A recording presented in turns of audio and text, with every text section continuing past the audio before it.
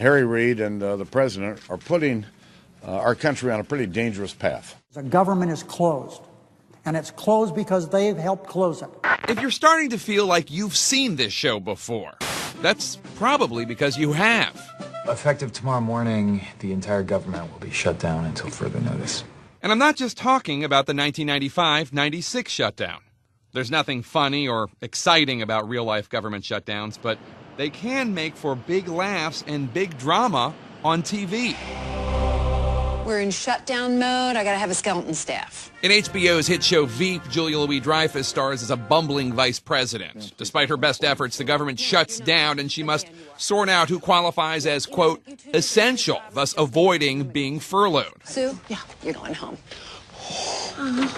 On Veep, national parks get shut down too, but instead of World War II veterans storming the gates of their own monument, in the fictional Veep, a furloughed park ranger, not at their post, leads to someone being eaten by a bear. I'm to blame because some goober got all eaten up by a bear? The main thing is the political tension, who's up, who's down. Paul Farhi is a media reporter for The Washington Post. It makes for comedy, it makes for drama, but in a real shutdown, the effect is on thousands and hundreds of thousands of people and how they're affected by the loss of government services. While the real-life president is engaged in a war of wills with Congress, you don't negotiate by putting a gun to the other person's head.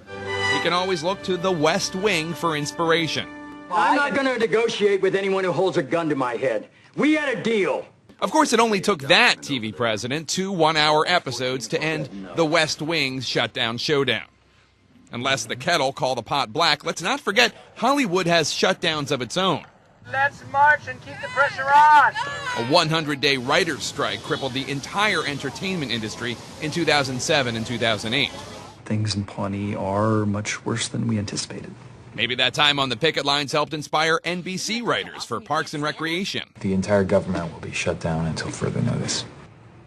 I'm sorry, I just started hearing really loud circus music in my head. What did you say? Yes, Leslie Knope, it looks like the shutdown circus will be in town here for a while, too.